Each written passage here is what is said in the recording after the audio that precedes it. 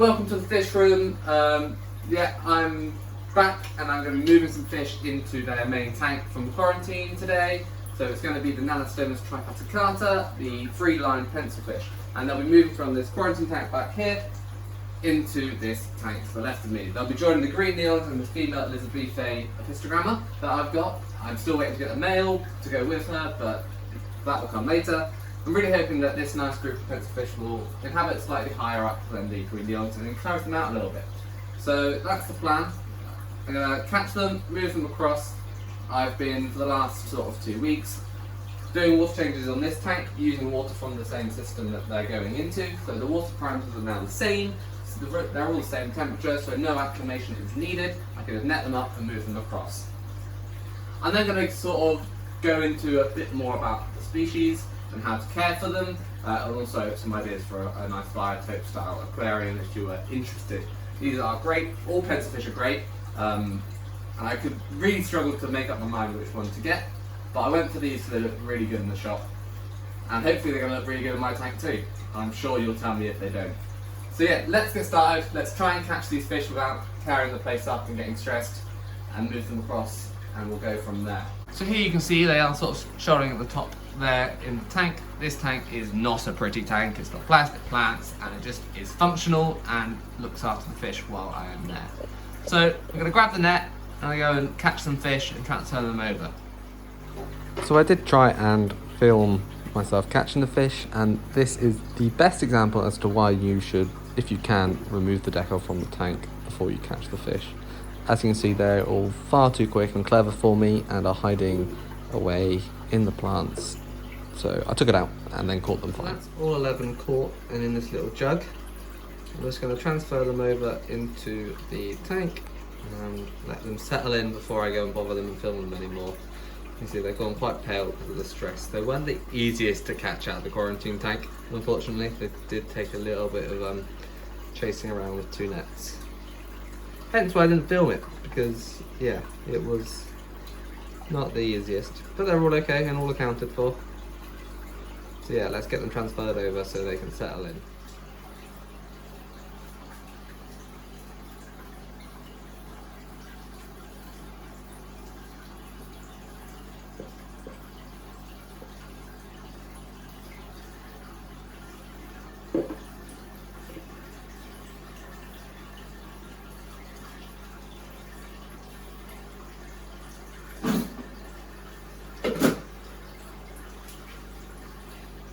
So I kicked up a lot of the substrate there by pouring that water in. It will all settle out. It's part of sort of botanical method aquariums that sort of, they do regularly get disturbed, and you don't always have all of the sediment sat in one place. It gets kicked up by rains and larger fish moving through, and then it will all settle out again where it needs to.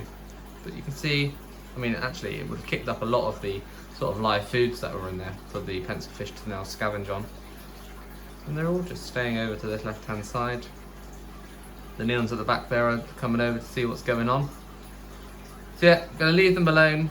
I'm going to leave the room, and I will come back in a bit and film some more and talk a bit about sort of the species in general.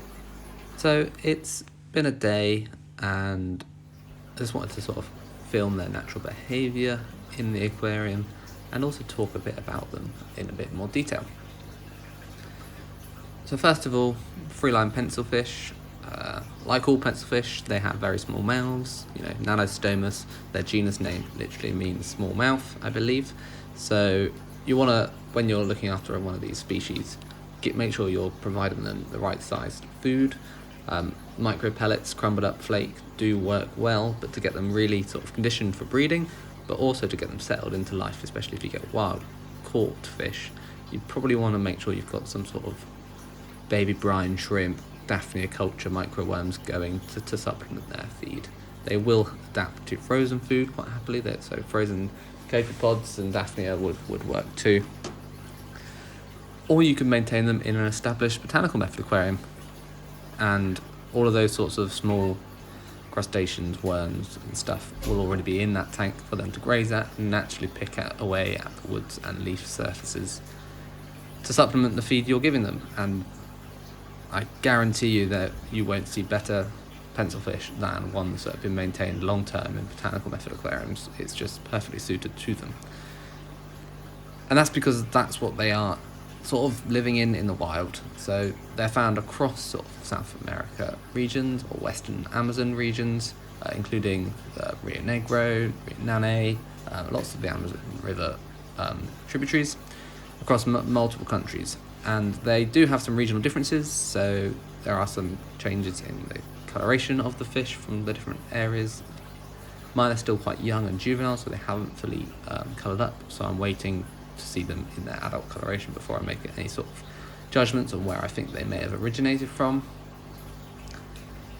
So it's going to be quite difficult to, without having mature specimens, actually pick a biotope to work with them, because you may end up them colouring up from a different sort of area than you're replicating without knowing their import status or whatever. If they're captive bred, you don't always know.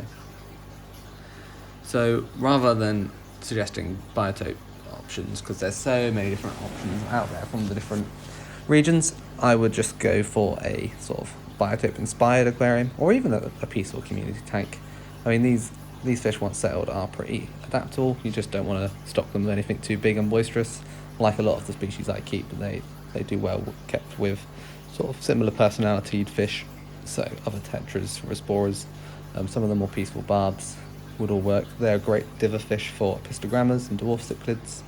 So that's obviously a lot of us probably have experience from with pencilfish, working with them as divers for their dwarf cichlids, because their mouth too small to really worry the fry.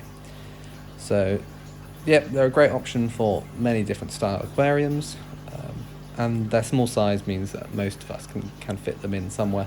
A tank sort of maybe slightly bigger than 2 feet long or 60 centimeters, but you could probably get away with them in that sort of size for quite a while. I would go slightly bigger if you want a nice group. Would work perfectly well, and you could have your pistogrammas or some little corridoras or something like that with them as well, and you get a really nice sort of biotope inspired aquarium.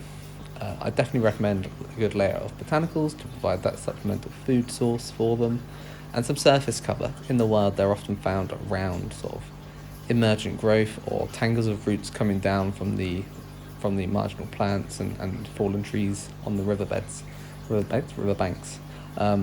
So yeah, some sort of dense aggregation at the surface will help encourage them higher up into the tank, and naturally they will aggregate around these sorts of tangles of roots. So a good option would be to replicate that, but obviously if you're not doing a full biotope aquarium, then you can just, like I have, use floating plants to cover the surface and give them shade and some sort of interesting environment to experience and investigate at the surface. As you can see, they're quite chilled out, peaceful fish, so yeah, they're a great option for many of you, I'm sure. I don't think I've got much else to add here. I'm not going to put myself on camera because I'm voicing over this a day or so later. I'm not in front of the tank right now, so I'm not going to film anything more. I'm just going to sort of, saying thanks for watching, and I guess in a more long-winded way than that. If you've got any questions or any ideas of how better to keep these fish, obviously this is the first time I've kept this species. I've kept the golden pencilfish Nannostomus beckfordi, I think, and the dwarf pencilfish before. This is my third species in 15 years, which is not enough. I need to keep far more than that, but I'll get there one day. I still have my eyes set on a big group of some of the brighter coloured coral reds or something similar like that, when I can afford a big group of them. So yeah, that's all for this video. Let me know any tips that you have for me and share them with everyone else. And obviously like, subscribe, all of those sorts of things. But more importantly, make sure you keep an eye out on sort of the community section on here.